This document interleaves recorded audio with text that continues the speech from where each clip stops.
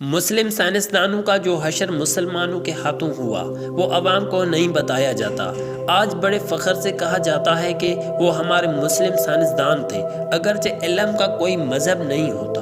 ان میں سے 6 سائنسدانوں کا مختصر احوال پیش خدمت کرتے ہیں۔ پیارے دوستو، یعقوب الکندی فلسفی، طبیعیات، ریاضی، طب، موسیقی، کیمیا اور فلکیات کا ماہر تھا۔ الکندی کے فقر کے مخالف خلیفہ کو جب اقتدار ملا تو مولا کو خوش کرنے کے خاطر الکندی کا کتب خانہ ضبط کر اس کو 60 برس کی عمر میں سر عام کوڑے مروائے گئے، اور ہر کوڑے پر الکندی تکلیف سے چیخ مارتا تھا اور تماشا بین عوام کہکشاں لگاتی تھی۔ دوستو، اب دوسرا نمبر آتا ہے ابن رشید۔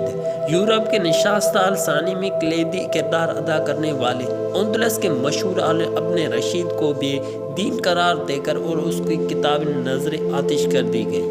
ایک روایت کے مطابق اسے جامع مسجد کے ستون سے باندھ دیا گیا اور نمازیوں نے اس کے منہ پر تھوکا۔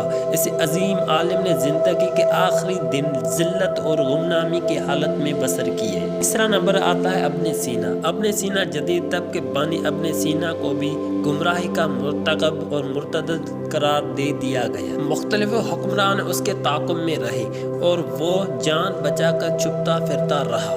اس نے اپنی کتاب جو 600 سال تک مشرق اور مغرب کے یونیورسٹیوں میں پڑھائی گئی، یعنی القانون فی الطب، حالت روپوشی میں لکھی۔ چوتھا نمبر آتا ہے زکریا الرازی کا۔ عظیم فلسفی، کیمیا دان، فلکیات دان اور طبیب زکریا الرازی کو چھوٹا ملحد اور کافر قرار دے دیا گیا۔ حاکم وقت نے حکم سنایا کہ رازی کی کتاب اس وقت تک اس کے سر پر ماری جائے جب تک یا تو کتاب نہیں پھٹ جاتی یا تو رازی کا سر۔ اس طرح بار بار کتابیں سر پر مارنے کی وجہ سے اس کی نظر چلی گئی اور اس کے بعد وہ موت تک کبھی نہ دیکھ سکا۔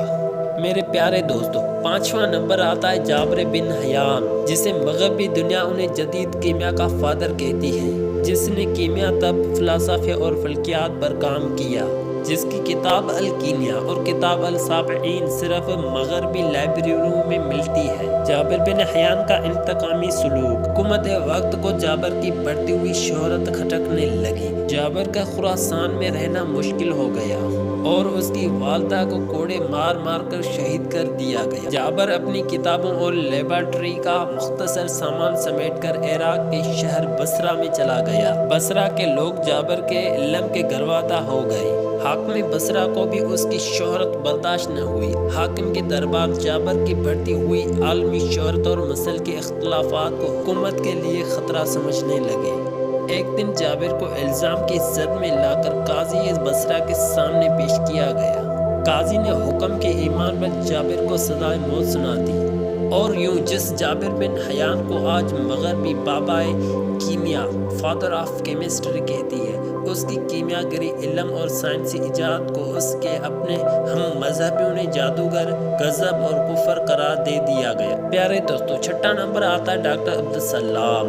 معروف پاکستانی ماہر طبیعیات ڈاکٹر عبدالسلام، جو نظریہ علم طبیعیات کے حوالے سے 20ویں صدی کی اہم شخصیت ہیں۔ پاکستان کے وہ واحد سائنسدان ہیں جنہیں 1979 عیسوی میں طبیعیات کے شعبے میں نوبل انعام دے دیا گیا تھا۔ انہیں یہ انعام 2 امریکی سائنسدانوں شیڈولن لی اور اسٹیو ویمبرنگ کے ساتھ مشترکہ طور پر دے دیا گیا۔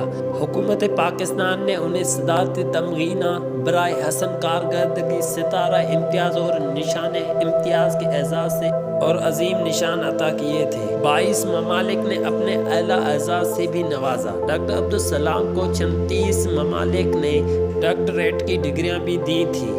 ڈاکٹر عبدالسلام 1960 عیسوی سے لے کر 1974 عیسوی تک حکومت پاکستان کی جانب سے مشیر سائنسدان کے عہدے پر فائز رہے۔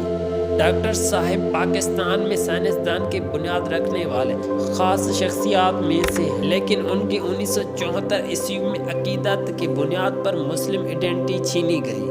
ہم نے پاکستان کے واحد نوبل انعام یافتہ ڈاکٹر عبدالسلام کو دھتکار دیا تھا، جبکہ ڈاکٹر عبدالسلام نے وصیت کی تھی کہ ان کے مرنے کے بعد ان کے نوبل انعام کو بھیج دیا جائے، جو آج بھی گورنمنٹ کالج، یونیورسٹیوں کی لائبریریوں میں موجود ہے۔ پیارے دوستو، آج کے لیے اتنا ہی۔ اگر آپ کو ہماری ویڈیو اچھی لگی ہو تو ہمارے چینل کو سبسکرائب اور ہماری ویڈیو کو لائک ضرور